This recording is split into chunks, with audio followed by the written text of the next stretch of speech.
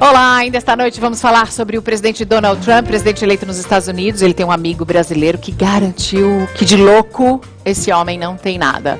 Mas daqui a pouco você vai ver essa entrevista com o Ricardo Bellino, um amigo de Donald Trump. Agora eu falei dos nossos convidados engravatados, vou apresentar um por um.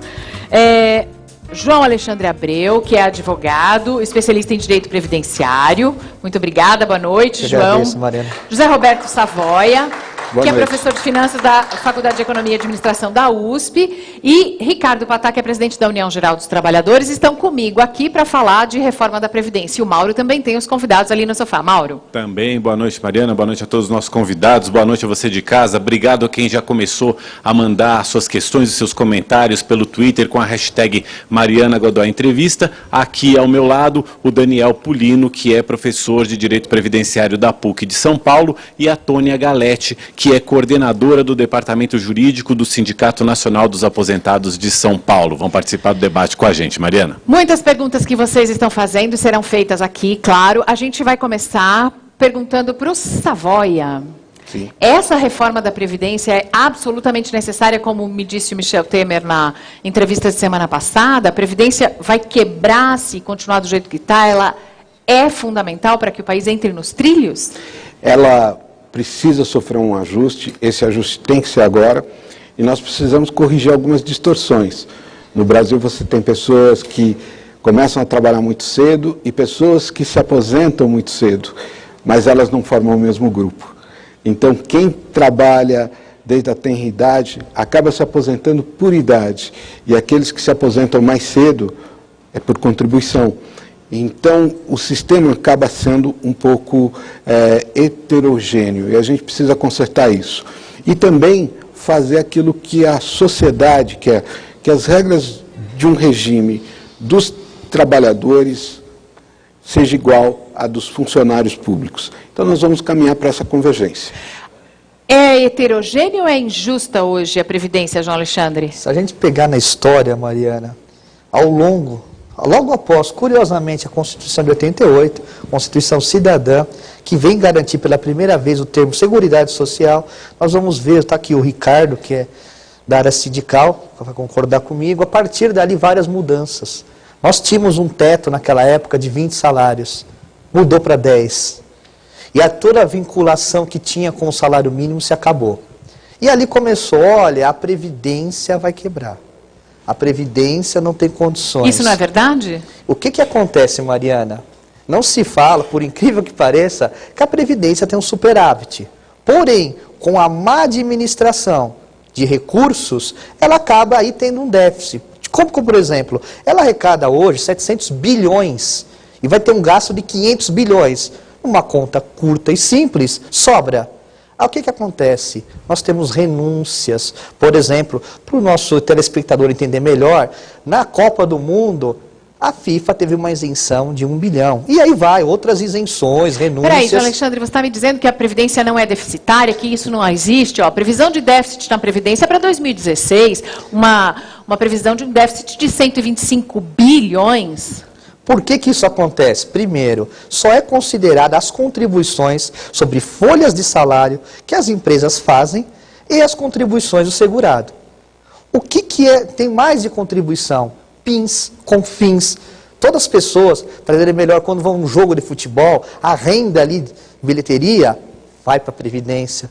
Concurso de prognósticos. Quer dizer, existem outras contribuições que também vão para a Previdência. Sim. Que estão fora dessa conta, o que acontece, ajuda Mariana? o discurso do governo. Vem a DRU, criada em 95, como plano de emergencial. DRU é desvincular as receitas da União. Desvincular, o que quer dizer? Tem dinheiro que é vinculado a um certo gasto.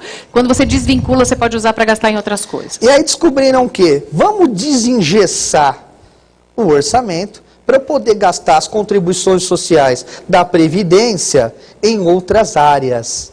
O que acontece aí, Mariana? Lá em 95, nós tínhamos menos aposentados. Podia-se fazer isso. Já se passaram 21 anos. Nós temos mais aposentados. Deveria-se fazer o quê? Diminuir ou até extinguir a DRU. O que foi feito agora? Aumentou. Aqui, João Alexandre. Aumentou. Aí a pergunta que eu faço ao governo se está deficitário, por que vai para as outras áreas? Por que se renuncia? Por que tanta renúncia fiscal? É uma pergunta que todos fazem, a sociedade quer saber devedores, se Mariana. o nosso país está realmente querendo economizar, por que pagar tanto dinheiro em juros da taxa básica, por que ficar remunerando essas coisas, por que tanta isenção fiscal? São coisas que hoje os brasileiros entendem, compreendem e estão questionando sim. Patá, sua sugestão, sua opinião a respeito da reforma na Previdência, porque a gente pode ser contra ou a favor, mas existe uma coisa chamada realidade, ela vem aí. Nós temos que analisar que, do ponto de vista demográfico, de longevidade, houve mudanças importantes no nosso país. Você, com certeza, vai passar dos 100 anos de idade.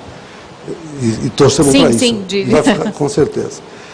Estou tomando minhas vitaminas. Temos algumas características que precisam ser refletidas. Realmente eu concordo com o João que há um superávit. Eu tenho aqui dados que eu vou deixar com você. Até 2015, o superávit era de 435 bilhões de reais. Houve em 2016, por conta dos 12 milhões de desempregos e outras questões, um déficit hoje de 20, 30 bilhões de reais. Só que o governo tem que, a meu ver, fazer a sua lição de casa. Nós temos milhares de imóveis da Previdência que são jogados. São imóveis que estão alugados por 50, 100 reais e valem 20, 30 mil reais. É patrimônio do povo brasileiro. O presidente Michel Temer disse que vai fazer isso, que vai alguns imóveis... Eu tive uma conversa com o Michel Temer ontem foi uma proposta nossa e ele falou que vai vender tudo. Falou que vai fazer isso. Outra questão, tem 230 bilhões de crédito da Previdência que não são cobrados, o governo não sabe cobrar. Então tem questões que o governo tem que fazer a sua parte antes de iniciar o processo de tirar direitos dos trabalhadores. Quer dizer, pode até fazer durante, pode até fazer junto, mas existem grandes devedores da Previdência. Entre esses grandes devedores, nenhuma surpresa, bancos, grandes empresas. Então, nenhuma surpresa nisso. Vamos para os convidados do Mauro, para todo mundo poder falar um pouquinho nesse começo de programa. Eu queria continuar exatamente com essa linha. Se vocês consideram esse sistema atual justo e sustentável? O governo, ele parte de um diagnóstico para as reformas que a gente não sabe qual é, porque ela vai ser proposta pelo Poder Executivo e depois vai ser apresentada para discutir no Parlamento, não é? E a lógica, depois que cai do outro lado da esplanada, muda totalmente. Mas até agora a gente não tem a reforma. Ele se baseia num diagnóstico que foi feito no final do governo passado e que foi incorporado, os mesmos técnicos continuaram trabalhando com isso praticamente, embora tenha havido algumas mudanças, e fez 7 levantamentos de pontos como, por exemplo, pensões por morte, rurais, deficiências de arrecadação, e gênero, quer dizer, tentar igualar homem e mulher, idade, etc. A partir disso, como disse o Patá, os dados demográficos, e também disse o Savoia, eles são um dado de realidade. Daqui a curva vai se inverter, a gente tem aí cerca de 40 anos para fazer um ajuste, não porque tenhamos 40 anos, mas vai chegar num momento em que aí sim vai ser insuportável. Hoje não é uma coisa... A conta do governo é que é 2025, que quebra de uma vez. Eu não diria que quebra, Mariana, mas assim, sem dúvida, é inegável que a população envelhece. E envelhece num ritmo muito acelerado. É preciso fazer alguma coisa e nós temos uma janela de oportunidade hoje. O governo trabalha com várias diretrizes, mas 2 são as principais. Sustentabilidade, quer dizer, tornar o sistema mais racional e eu diria mais justo, diante daquilo que o Savoia disse, porque é profundamente desigual. Né? Podemos pensar nisso para o futuro. Para hoje, não dá para arrumar de uma hora para outra. Mas sustentabilidade e convergência de regimes, quer dizer, tentar estabelecer regras mais iguais para todos. Só que é preciso muito cuidado com isso, porque as coisas são colocadas como se fossem matemáticas. Tem déficit, corrige, acaba com isso. Só que tudo depende de uma opção política. Vou dar um exemplo para que as pessoas possam entender. Os rurais, eles não têm capacidade contributiva. Se eu disser, os rurais, eles são responsáveis pelo déficit atual? Sim. Dos 86 bilhões de déficit do ano passado, 91 bilhões são dos rurais. Quer dizer, tem 5 bilhões de superávit dos urbanos que fizeram o déficit ser um pouco menor, porque os rurais dão déficit. Eles não pagam nem 10% do que gastam. Só que você não pode dizer, olha, você não contribuiu nada, não leva nada, porque você está falando de pessoas de agricultura familiar, na mesa do brasileiro. Não, mas a gente também está falando de fraudes, né, no meio disso, porque teve uma moça que trabalhou em casa, que a família dela era da Bahia, e eu registrei ela com carteira assinada, e ela disse, ai, não era para ter me registrado, porque meu pai vai me aposentar como trabalhadora rural lá no interior. Eu falei, nossa, mas que coisa feia. Então, tem tudo isso, né, mas os rurais não são o maior problema, não. Exatamente. fraude sempre vai ter. Onde tem dinheiro dos outros, né, considerando o público como dinheiro dos outros, tem sempre alguém querendo dar algum golpe. Mas não é o caso dos rurais, seguramente. São trabalhadores que, pela Constituição, têm regras Eliana está especiais. perguntando exatamente isso. Se vai mudar alguma coisa nos benefícios rurais na reforma que está sendo proposta. A gente não sabe, Eliana, ainda qual é a reforma, porque ninguém entrega todo esse projeto. A gente ouve falar e vai discutindo em cima do que a gente já ouviu falar, né? Pois é, mas que devem mexer, sobretudo por causa da idade. Como o governo está falando numa idade de 65 anos, tentando igualar, inclusive, com mulheres, os rurais devem subir um pouquinho. Hoje eles se aposentam só por idade, como disse o Savoia, porque quem guarda documento, etc., é a pessoa alfabetizada, a pessoa da classe média, que injustamente é aquela que começa a trabalhar mais tarde, mas se aposenta mais cedo. Eu quero até fazer uma pergunta para você, Tônia. Você representando o sindicato dos aposentados, qual é me parece que é muito claro que o grande temor de quem já está aposentado atualmente é que surge alguma regra que possa mudar o jogo, que possa interferir nos rendimentos das pessoas. É mais ou menos por aí? É isso que o sindicato vai defender? Qual é o maior medo? Pois é, o medo que nós temos são muitos, né? Nós todos os cidadãos. Eu costumo dizer para os nossos velhinhos do sindicato, assim, quando a pessoa já se aposentou, já deu problema, né? Já deu defeito. O que tinha de ruim já aconteceu. Dá para piorar? Sempre dá para piorar. Como a gente tem ouvido falar nos tubos de ensaio de maldade do governo federal, de que vai começar a implantar contribuição para os aposentados. Ou seja, você é aposentado, já recebe um salário de miséria, um benefício baixo, porque 70% das aposentadorias de hoje são no valor de um salário mínimo, e eles estão falando de implementar uma contribuição mensal. Olha, nem todo mundo recebe um salário de miséria. Algumas pessoas que estão participando pelo Twitter usam a hashtag São Umas Fofas, outras mandam direto para mim, eu tenho que pegar o meu celular na hora que está fazendo o programa. E eles me mandaram uma foto, eu não sei nem se a gente tem para jogar no telão, o meu telefone não faz isso, mas eu vou dizer para vocês, com o salário de desembargadores, que passam de 100 mil reais, são desembargadores inativos, eles não estão trabalhando, estão aposentados com 100 mil reais. É verdade? Isso existe? Isso é verdade, e essa é uma das questões que nós defendemos. Primeiro, defendemos que tem que ter uma previdência única. Nós temos que ter juízes, trabalhadores do comércio e bancários, são brasileiros da mesma forma. Se quiserem ter complementação, que paguem para isso. Mas é um absurdo nós termos a aposentadoria de mais de 100 mil reais e dezenas delas, enquanto temos milhões, que é um salário mínimo. Esses são os verdadeiros absurdos que nós estamos defendendo. Os políticos também. A gente tem só uma partezinha aqui da folha de aposentadoria de alguns políticos. A gente pôs só um pedacinho, só para vocês verem o valor. O valor da aposentadoria de políticos é o teto, mais de 30 mil reais. Essa folha, ela é gigantesca, a gente não precisa mostrar ela inteira, mas é isso. São políticos que se aposentam com salários de 30 mil, juízes também, o judiciário aposenta com o teto. Agora, essas distorções de mais de 100 mil... A grande massa de trabalhadores não ganha isso. Esse é um número pequeno que causa um rombo gigantesco na Seguridade Social como um todo. Mas nós sempre precisamos nos atentar que a Seguridade Social, ela foi criada, inventada em 1942 por William Beveridge lá na Inglaterra, visando a proteção social aos trabalhadores nas situações de necessidade. Nós não estamos falando de uma pequena massa de trabalhadores que ganham muito dinheiro. Nós estamos falando de todo mundo. De todo mundo. Então, todo mundo, porque todo mundo vai envelhecer. E um dia todo mundo vai parar de trabalhar. E quando eles falam 65 anos de idade mínima, por exemplo, entrando num dos tópicos principais dessa reforma, eles esquecem de dizer que a idade média de vida do brasileiro do Norte e do Nordeste são de 65 anos. Mas isso então, tá errado. Se eles estabelecem 65 anos como idade mínima para aposentadoria, a gente está falando de pessoas que não vão... Algumas pessoas que são mais sofridas, que têm uma média de mortalidade, de expectativa de vida menor, baixa, menor. Não é assim, Fala, Mariana. Savoia. 65 anos é quando o brasileiro nasce. Então, aquela criança nasceu, algumas crianças vão morrer, outros jovens vão morrer em acidente, tal. E a média pode ser os 66 anos que ela está colocando. Mas não é assim. A pessoa, quando chega aos 55 anos, hoje, em média, o brasileiro, no nosso regime geral, o homem se aposenta aos 55 anos e a mulher aos 53. Mas quando ele chega aos 55 ou aos 53, a expectativa de sobrevida, que é quanto ele vai viver a mais, chega a quase 30 anos. É 25 anos, pelo menos. Um pouco mais para a mulher do que para o homem. Então não dá para fazer essa conta. Essa conta é contando todas as crianças que morrem, os jovens que morrem, até chegar aos 65 anos. Quem chega aos 65 anos no Brasil, hoje, tem uma expectativa de vida de mais 16 anos. E essa é a realidade. Então, nós não estamos... O que nós estamos discutindo hoje é o seguinte...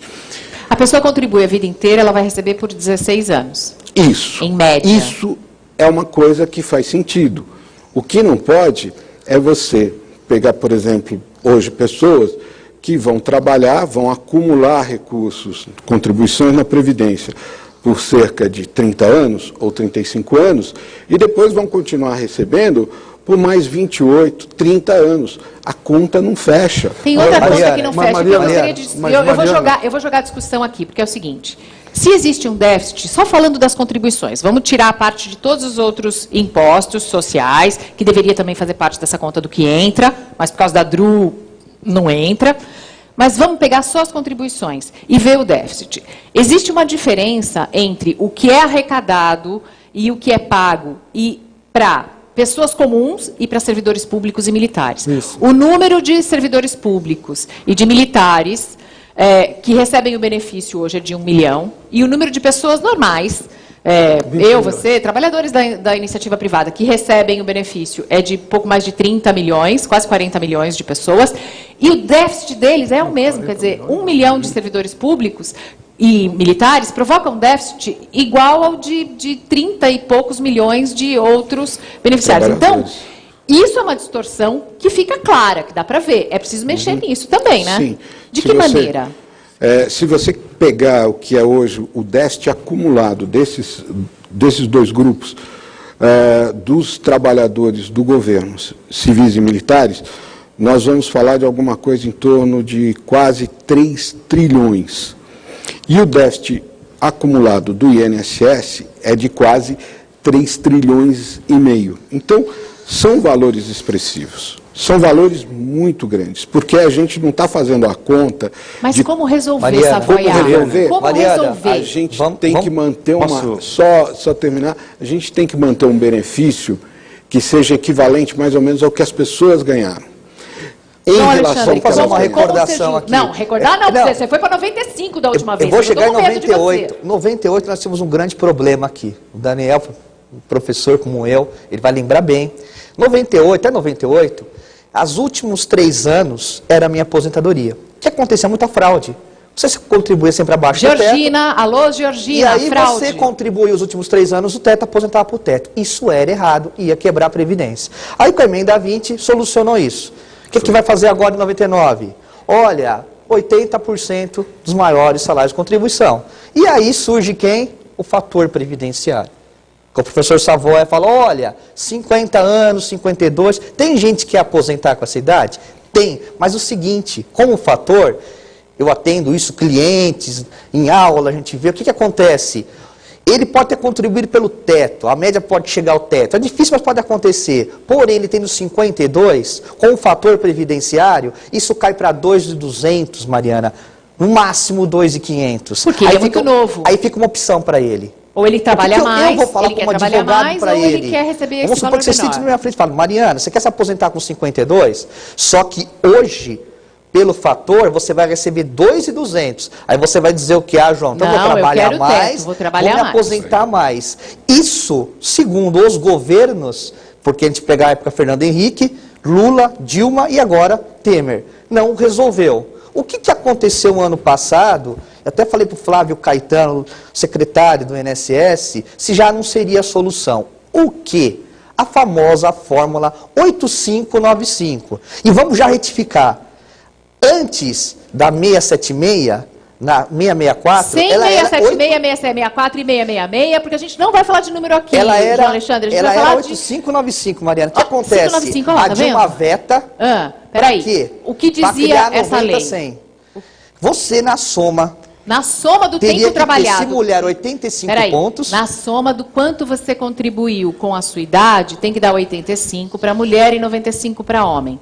Vai. Só que a Dilma veta e no outro dia ela edita a 676, que em novembro vai ser convertida na Lei 3.073. O que acontece? Ninguém percebeu que no final tem uma progressão que a nossa geração, se quiser fugir do fator, vai se aposentar por idade. Por quê, Mariana? A partir de 2017, vai se aumentando um ponto. Então, a fórmula não é 8595, ela é 90-100. E outra, eu, homem, tenho que ter 35 anos no mínimo e você, mulher, 30. Na fórmula originária, era a soma. Aí Era você a veja soma. isso. Agora, Era a soma. que conta que eu faço? Eu vou chegar no 100. 100 pontos na unidade. Aí o que acontece? 100 menos 35, quanto sobra? 65. Aí o que eu falo? Ah, mas eu não quero me aposentar com 65. Vai se aposentar então com contribua 65, mais. porque na Europa as pessoas se aposentam depois Mariana, dos só 60 anos, concluindo. ué. Não, é verdade, Não mas só queremos que- comparar só com a pra Europa? Só que na Não, você já França- falou Temos a idade bastante, João, mínima. vamos ouvir o Na- Patá. a idade de entrada no trabalho na França ou na Europa Aham. é 24,5. No Brasil é 16,5. Savai fez alguns comentários e tem razão, mas só que esquece de uma questão muito importante. Quem começa a trabalhar cedo não começa porque quer.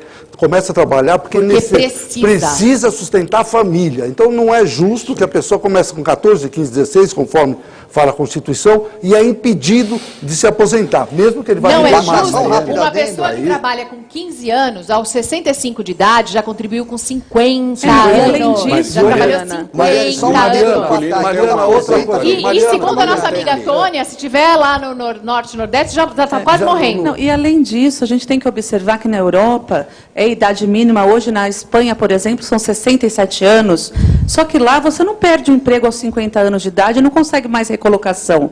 E se você perde, o governo garante a sua aposentadoria ao final. Você acha que não estão levando em conta a realidade brasileira Exatamente. para fazer essa reforma? Para mim é esse o ponto. Eu acho que tem uma questão, o que eu queria dizer é isso. A gente comparar com o modelo do exterior é sempre complicado. Se a gente pegar as condições de vida na Alemanha e na França, não são as mesmas. O salário não é o mesmo. O próprio gasto do orçamento não é o mesmo. Por exemplo, no Brasil se gasta bastante dinheiro, mas chega a 8% do PIB. Não é do PIB, pelo menos do PIB formal. Em outros países, não se gasta a quantidade de dinheiro que no Brasil se gasta, por exemplo, com juros. Então, se a gente for comparar, a gente precisa comparar situações iguais. Uma desigualdade muito grande existe no Brasil, diferentemente desses países. Então, tudo isso precisa ser sopesado. Agora, eu queria voltar um pouquinho naquela outra questão, que é a seguinte: todas essas discussões que geraram a partir da sua fala, que causam de verdade alguma revolta, né? Essa situação do servidor que ganha 100 mil, ou do trabalhador que começa aos 16 e ganha pouco, essas iniquidades de fato existem. E para superar isso, seguramente não é mandando uma reforma pensando no dia de amanhã, no orçamento do ano que vem. Tem que se pensar no longo prazo, porque senão ela não passa. Porque essas forças vão se movimentar no Congresso. Então o ideal seria propor uma reforma para o futuro, para quem entrar no sistema agora. Se passa ou não passa, a gente não sabe, porque isso não depende da gente, Sim. das nossas discussões aqui, infelizmente. Se dependesse de euzinho, de mim, essa taxa de juros que remunera esse absurdo da dívida pública, 500 bi, isso já tinha caído 7 pontos. Pois O é. mercado enlouquecesse se dependesse de mim. Tem uma pergunta, Vai, Mauro. Tem uma pergunta Twitter. legal. A gente começou a falar aqui de sistemas de previdência em outros países. O Evandro mandou aqui pelo Twitter a seguinte pergunta: em que país a previdência social é sustentável? Existe algum modelo que a gente possa pegar para tomar como base, algum modelo no mundo que a gente possa se basear e Que não tentar... seja da Grécia? Não, da Grécia já era. Então, de acordo com isso que a gente falou agora, possivelmente os países que têm os sistemas mais sustentáveis são aqueles que têm uma maior distribuição de igualdade dentro do país, que tem uma classe média muito poderosa, uma classe rica pequena, uma classe pobre pequena, sobretudo. Países nórdicos, São por países, exemplo. exatamente, né? é claro que vai bater Onde há nisso. mais equilíbrio, né, social. Mas sempre Tônia, você é vai- aposentada? Não sou aposentada. Ah, bom, porque você é Não, muito sou nova para ser jovem, aposentada. Não, estou longe Você toda só a vida. toma tô longe toda a conta vida. ali dos... Eu acho que eu não vou me aposentar nunca se mudar essas regras, né? Vou passar o restinho de vida A trabalhando. nossa geração de 40 e poucos anos Exatamente. vai pagar essa conta. Vai sim, pagar se essa passar. conta. É a E uma geração coisa que nasceu para certeza. pagar. Nunca vai ter os benefícios da geração anterior, porque eles têm direito adquirido, etc., mas vai pagar uma conta que vai E uma coisa que eu perguntei para o presidente Michel Temer foi o seguinte: a gente vai receber, quando a minha geração se aposentar, será que a gente vai receber um salário que seja digno, que seja condizente com o custo de vida da época? Antes, os benefícios eram atrelados ao salário mínimo. Quando você desvincula isso, o salário mínimo aumenta e a aposentadoria continua cada vez valendo menos salários mínimos. Então, assim, justo? Será justo? Como a gente pode prever uma situação dessas? João Alexandre Abreu, você faz bastante contas. O que é que vai acontecer com essa reforma? Depois eu vou te deixar esses dados. O poder de compra, o poder de sobrevivência depois. Com você, que são da Anfip, mas falando em reformas... A Anfip é? Associação Nacional dos Auditores Fiscais da Receita. Tá. Né? Que dados tem aqui que você destaca? Por exemplo, né, primeiro eu queria fazer um adendo do Patá quando ele fala que o trabalhador tem que começar cedo. E o adendo seria só esse: ele é obrigado a continuar, não é porque ele quer tirar emprego de quem está na ativa, ele é obrigado a continuar. E continuando, para dar um adendo também ao Paulino, é uma reforma a longo prazo. O que nós temos que fazer? Uma reforma de verdade. Primeiro ponto, colocar direito constitucional e previdenciário, mas o básico do básico, nas escolas de ensino médio. Porque a pessoa vai saber, olha, para o brasileiro aprender a poupar. 35 anos... você vai precisar para aposentar. Só isso. A menina de 15 anos, o menino de 15, já vai saber disso. Tem tá? até uma pergunta aqui, desculpa te interromper, que o Sebastião Souza está mandando para a gente, que é a respeito disso. Ele fala assim: qual a idade ideal para começar a contribuir para a Previdência, já visando a melhor idade para a aposentadoria? Ele já está pensando no futuro dele. Aí vamos lá. É jovem, você pode começar a contribuir aos 16. Lógico, você trabalha antes, pode começar antes. Né? As outras gerações, a geração do meu pai, a gente brincava. Quando ele começou a trabalhar, não se sabe. Acho que começou, né, direto. A mulher começou com 13 anos. Outras A mulher com gerações... 13 anos, advogada famosa, 13 anos começou a trabalhar. Mas por lei, a partir dos 16, que é o regular, que de fato, como para o que país acontece, é desigual, Maria, tirando as exceções, a grande maioria volta por obrigação. Até no julgamento da desaposentação, o ministro Lewandowski, muito claro nisso, nessa época de crise, o aposentado ele tem que voltar para ajudar na renda familiar. E aí ele vai ter um desconto previdenciário que não dá retorno nenhum. E qual que é o problema, Mariana, na cultura previdenciária? Eu brinco que eu gostaria de, quando eu sair desse mundo, para falecer, tivesse a cultura previdenciária, mas eu acho que ainda não. Por quê? Fala-se que o sistema está quebrado e não se estimula as pessoas a entrar. Imagina, o sistema está quebrado, o sistema está quebrado. Você vai contribuir para a Previdência? Aí vem claro, se está quebrado e eu não vou receber daqui a 20 anos, mas o que eu vou gastar meu dinheiro agora? Aí vem uma maldade, aí quebra mesmo, aí vem uma maldade, vai falar o seguinte: faça uma previdência complementar. Tem muita gente, muito comentário aqui que está chegando Mauro, no Twitter, para quem nesse pode, sentido, falando tem assim, eu quero fazer o que eu quiser com o meu dinheiro. Mas, Mauro, tem um detalhe sórdido. E quem não tem condições? Qual é o detalhe sórdido? O detalhe sórdido, você não pode escolher se quer ou não contribuir. Você teve rendimento, você trabalha, eu brinco quando eu dou aula, que a gente já acorda espírito devedor. Porque você já saiu de casa, você já tem que contribuir para a Previdência. Você não tem essa escolha. Então, não é algo como, né, a pessoa que fez a pergunta, você pode escolher. Se você trabalha e tem rendimento, você é obrigado a contribuir. Então, isso é um ponto bastante importante. Eu me lembro, quando eu recebi meu primeiro salário, eu tinha 17 anos, eu chorei. Quando eu vi os descontos todos que vinham. Mariana, outra coisa, aqui tem várias mulheres, isso é muito importante, a mulher hoje é muito aguerrida. É justo a mulher que ganha 30% a menos que o homem no trabalho, na mesma função, trabalha 3 vezes mais que o homem, é justo colocar a mulher agora para pagar 5 anos a mais? É justo, mulheres?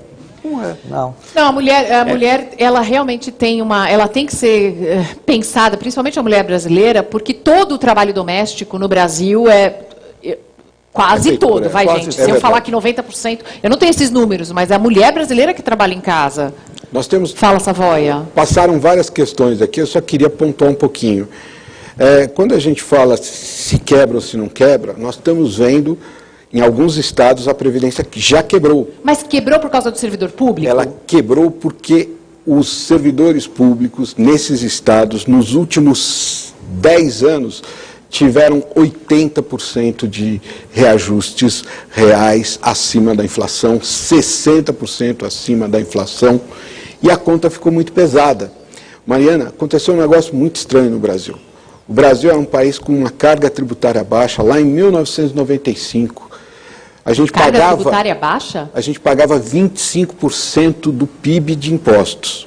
Hoje a gente paga quanto? 37. Nós chegamos aos 36, 37, por causa da crise caiu, estamos em torno de 34. Toda essa carga tributária que aumentou, os governos fizeram o quê? Ao invés de investir, os governos aumentaram o salário de funcionalismos e aumentaram gastos. Gente, mas aí a Previdência seguiu. Eu sou super a favor que o funcionário público seja muito bem remunerado, até para ele fazer um bom serviço e tratar super bem o público que precisa desse serviço. Agora, não dá para ter essas distorções. Estamos aqui falando só das distorções. Mariana. Não dá para um desembargador inativo receber mais de 100 mil reais. Não consigo entender isso. O judiciário podia explicar, né?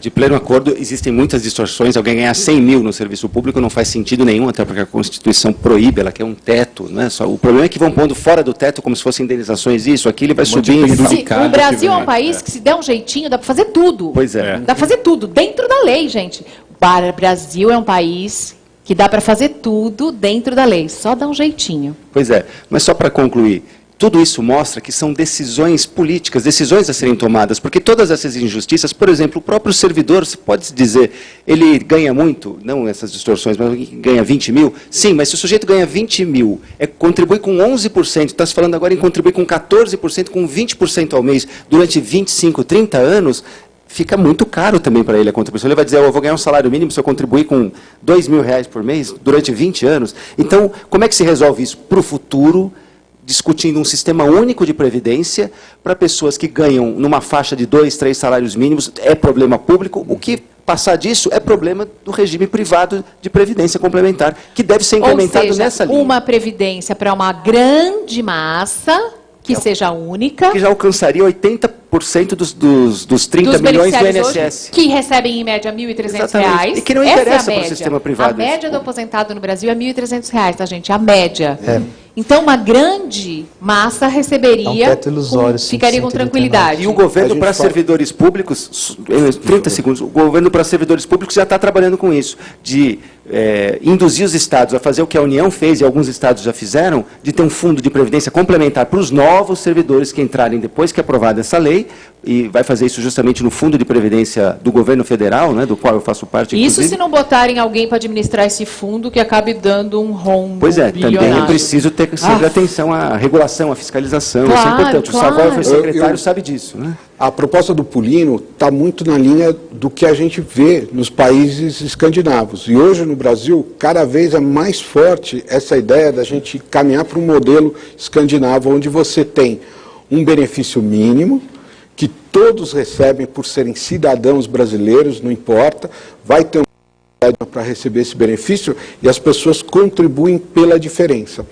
O que acaba acontecendo é que essa questão ela ficou também politizada porque ficou parecendo um embate entre o sistema financeiro, que iria adorar ter uma previdência complementar tão grande, versus a atuação do Estado. Sabe, eu vou dar uma sugestão para o governo. Não foi eu vou dar uma sugestão para o governo. Só vai poder ser permitido aqui no Brasil um banco oferecer previdência complementar se ele não tiver conta, se ele não tiver débito com o INSS. Que tal? Hein, João Alexandre? Maria, fala você lá. que eu estou ficando revoltada. Pegando já um gancho no professor Savoia, o que acontece na Previdência hoje é o que aconteceu anos atrás na nossa saúde. O que acontece hoje, você pode pagar, você tem um plano de saúde. Aí, dependendo do quanto você pode pagar, esse plano é melhor. E você não pode pagar, você vai para o SUS. Querem fazer a mesma coisa com a Previdência. Vão fazer a mesma, não é querem, vão fazer. É aí que é o grande X da questão. Vão ou não vão? Por exemplo, a idade mínima, 65 anos. Tudo bem. Eu vou dizer, tudo bem, desde que, está aqui o patrão sindicalista, 40 anos é difícil arrumar emprego. O indivíduo é mandado embora. Como é que ele vai contribuir e trabalhar até os 65? Então, essa reforma é mais ampla. A gente tem que garantir emprego, condições para essas pessoas contribuírem até 65. Aí volto naquilo. E você desestimula. Só para concluir, Daniel, o aposentado, por exemplo, seria fantástico ele continuar contribuindo de verdade. Nós temos, Maria, 166 milhões de pessoas em idade de trabalhar. Quantas estão com carteira assinada? 34 milhões. Segundo o INSS, 1 milhão de aposentados teriam direito à desaposentação. Esse 1 milhão agora, com essa decisão do STF, vão dar um jeitinho de não pagar mais. Para que eu vou pagar se eu não vou receber nada? Gente, então, o que é ruim, Mariana? Perde contribuição. E na desaposentação, a Tônia está aqui com os velhinhos dela, o indivíduo vai de 2 mil para 5 mil. Essa diferença são 3 mil reais que entram na economia e giram a economia. E para concluir, esse aposentado, as pessoas vão querer. Eu, por exemplo, me aposento aos 65, continuo trabalhando e contribuindo. E aí vem a reforma com 65 anos, se eu durar até os 80... eu posso melhorar o benefício. Mariana, é mais contribuição para acabar esse déficit. Tá sem tempo, então a gente vai para as considerações finais. Vou pedir 30 segundos para cada um. O João Alexandre já falou que a Previdência não é deficitária, ela é superavitária. A culpa da falta de dinheiro é da desvinculação das receitas da União. Obrigada, João Alexandre. Savoia, 30 segundos. Pois não, eu não concordo. Realmente o Brasil gasta muito. O Brasil gasta 13% do PIB com Previdência, deveria gastar uns 7 ou 8, então nós gastamos demais. Precisamos corrigir isso através de mudanças que tornem mais justo o sistema, por exemplo, revertendo essas diferenças enormes, né? 8 vezes mais um servidor público ganhando além geralmente de um trabalhador da iniciativa privada. Nós precisamos ter um sistema mais equânime, mais justo. Mais justo. Patá. É fundamental que nesse momento de crise haja diálogo. Isso, eu acho que todos os atores sociais têm que conhecer de forma transparente as contas da caixa preta da Previdência. A sociedade toda tem que estar sensibilizada. Dessa forma, nós podemos construir a Previdência de amanhã. De forma transparente. É fundamental. E a sociedade tem que participar. Dessa maneira, com certeza absoluta, todos nós queremos um Brasil de emprego, um Brasil de inclusão e um Brasil que possa permitir a aposentadoria que dê tranquilidade àqueles que vão se aposentar no futuro. Daniel. 30 segundos. Precisamos de 3 coisas. Uma previdência básica, do conceito da seguridade que combata a pobreza. Isso é fundamental, porque previdência não é despesa só. Previdência é renda.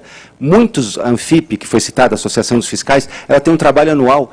Vários municípios vivem da renda das aposentadorias que são pagas nas cidades. Então, previdência é renda. Tem que ter uma previdência boa, justa, para o futuro. E para quem pode pagar, quem ganha mais, ter uma previdência complementar forte. Isso é muito importante, porque tudo isso que a gente está falando são decisões políticas, não é matemática só.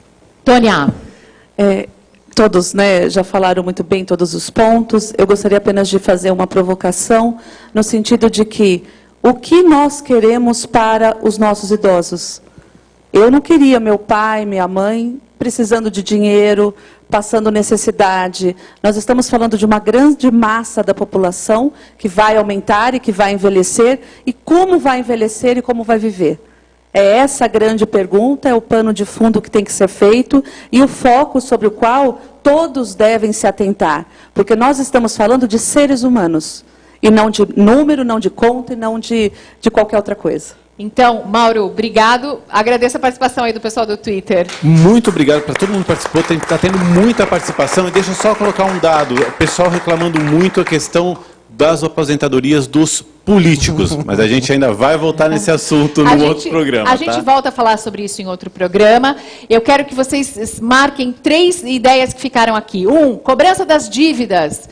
Muitas empresas gigantescas, muitos bancos e muitas empresas muito grandes aqui do Brasil têm dívidas com a Previdência. Transparência. E uma coisa mais justa, por favor. Transparência. Vamos para o próximo bloco. Depois do intervalo, uma entrevista com um foi sócio do presidente eleito nos Estados Unidos, Donald Trump, e um amigo dele, Ricardo Bellino, um empresário brasileiro.